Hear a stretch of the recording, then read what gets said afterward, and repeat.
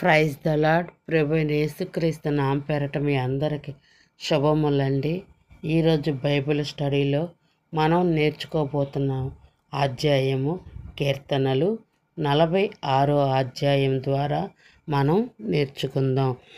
దేవుడు మనకు ఆశ్రయమును దుర్గమునై ఉన్నాడు. ఆపద కాలములో ఆయన నమ్ముకొనదగిన సహాయకుడు. కావున భూమి మార్పు నొందినను, నడి సముద్రములలో పర్వతములు మునిగినను, వాటి జలములు ఘోషించుచు నురుగులు కక్కినను, ఆ పొంగునకు పర్వతములు కదిలినను మనము భయపడము. ఒక నది కలదు, దాని కాలవలు దేవుని పట్టణమును, సర్వోన్నతుని మందిరపు పరిశుద్ధ స్థలమును సంతోషపరుచుచున్నవి. దేవుడు ఆ పట్టణములో నున్నాడు, దానికి చలనములు లేదు. అరుణోదయము దేవుడు దానికి సహాయము చేయుచున్నాడు. జనములు ఘోషించుచున్నవి, రాజ్యములు కదులుచున్నవి. ఆయన తన కంఠధ్వని వినిపించగా భూమి కరిగిపోవుచున్నది. సైన్యముల అధిపతియగు యెహోవా మనకు తోడై ఉన్నాడు. యాకోబు యొక్క దేవుడు మనకు ఆశ్రయమై ఉన్నాడు. యెహోవా చేసిన కార్యములు వచ్చి చూడుడి. ఆయనే భూమి మీద నాశనములు కలగచేయువాడు. ఆయనే బూది గంతముల వరకు యుద్ధములు మార్పువాడు. విల్లు విరుచువాడును, బల్యములు తెగ నరుకువాడును ఆయనే. యుద్ధ రథములు అగ్నిలో కాల్చివేయువాడు ఆయనే. ఊరుకుండుడి, నేనే దేవుడనని తెలుసుకొనుడి.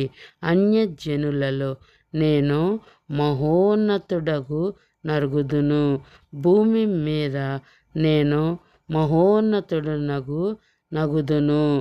సైన్యముల అధిపతియగు యెహోవా మనకు తోడై ఉన్నాడు.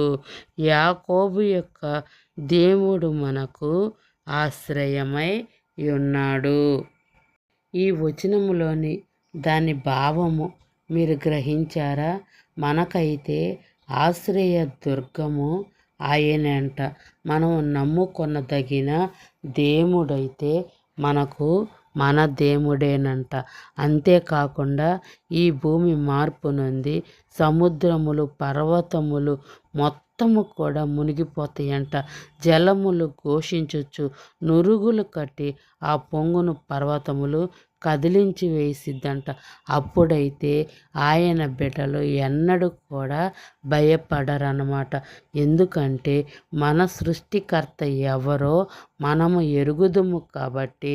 మనము ఆ పట్టణము, ఆయన ఏ పట్టణమునకైతే నిర్మాణకుడు శిల్పినై ఉన్నాడని అబ్రహాము చూచి ఉన్నాడో, మనము కూడా ఆ పట్టణము కొరకు మనం ఇక్కడ భూమి మీద సిద్ధపరిచి దేవుడు ఉంచాడు. కాబట్టి ఈ భూమిలో ఎన్ని యుద్ధములు, కరువులు, కాటకాలు, నదులు, భూకంపాలు ఎన్ని వచ్చినప్పటికీ ఆయన బిడ్డలకైతే ఏ మాత్రము కూడా భయము అన్నది ఉండదంట. ఎందుకంటే దేవుడు ఏ పట్టణంలో ఉన్నాడో దాని కొరకు మనం ఎదురు చూస్తూ ఉన్నాం కాబట్టి, ఆ పట్టణానికి మనం వేగిల పడుతూ ఉన్నాం కాబట్టి మన దేవుడే మనకు సహాయము చేయవాడు. జనులందరూ అయితే కుప్ప కూలిపోయి ఘోషిస్తారంట. వారి కంఠధ్వని వినిపించగా భూమి అయితే మైనము వలె కరిగిపోయిద్దంట. మనమైతే సైన్యములకు అధిపతియగు యెహోవా మనకు దేవుడైతే తోడుగా ఉంటాడంట. అందుకే యెహోవా దేవుడిగా చేసుకున్న జనులు ధన్యుడు అని వాక్యం సెలవిస్తూ ఉందన్నమాట. ఎప్పుడైతే మనము ఆయన నమ్ముకుంటామో ఆయన దక్షిణ హస్తము మనకి తోడుగా ఉంటుందన్నమాట. యాకోబు యొక్క దేవుడు మనకు ఆశ్రయమై ఉన్నాడు. ఆ యెహోవా చేసిన కార్యములు వచ్చి చూడుడి అంటున్నాడు. ఆయన చేసిన కార్యాలంట మనం మౌనంగా చూసినప్పుడు ఈ భూమి ఎలా నాశనం అయిపోతుందో, బూది గంతముల వరకు యుద్ధములతో అది ఎలా నాశనం అయిపోతూ ఉందో, అది తెగుళ్ళ వరకు ఎలా నాశనం అయిపోతుందో, అగ్నితో ఏ విధముగా అది కాల్చివేయబడుతుందో, మనమైతే దానినంట దేవుని పట్టణములో ఉండి మనమైతే మనం చూడగలమంట. మనకు ఏ పట్టణానికైతే దేవుడు ఆశ్రయమై ఉన్నాడో ఆ పట్టణములో మనమైతే సురక్షితంగా ఉంటామన్నమాట.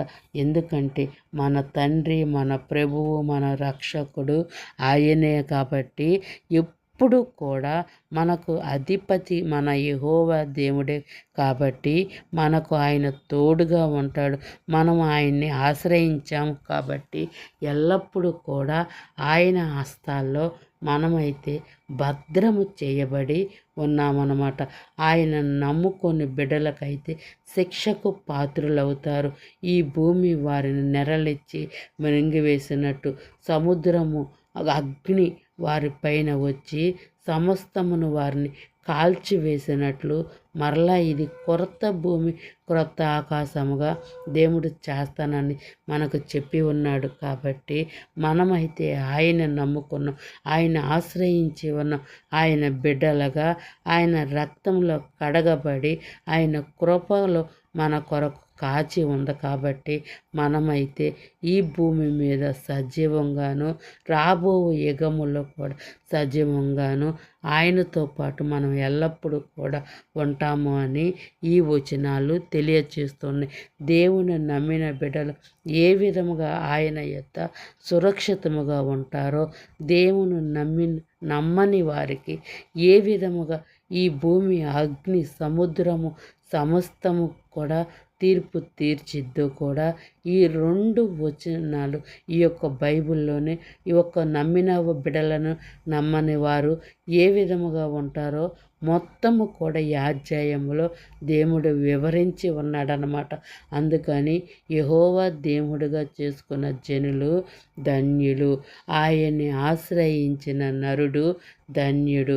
అదే గనక మనం నేర్చుకున్నాం కాబట్టి మనము ఎల్లప్పుడూ కూడా ఆయన రెక్కల నీడన మనం భద్రపడి ఆయన కృప కొరకు మనం వేడుకుంటూ మన ఈ జీవిత యాత్రలో నమ్మకముగాను యథార్థముగాను మనం ఆయన కృప పొందుతూ ఆయన ఆజ్ఞలు అనుసరించి ఆయనకి ఇష్టకరముగా మనమందరము కూడా ఈ భూమి మీద జీవించుదుము గాక. ఆయన నామ మహిమ కొరకే మనమందరము కూడా జీవించుదుము గాక. ఈ వచనాలు దానిలోని భావము మీరు గ్రహించారని నేను అనుకుంటూ ఉన్నాను. గాడ్ బ్లెస్ యూ పిల్లలు, all of you. God bless you.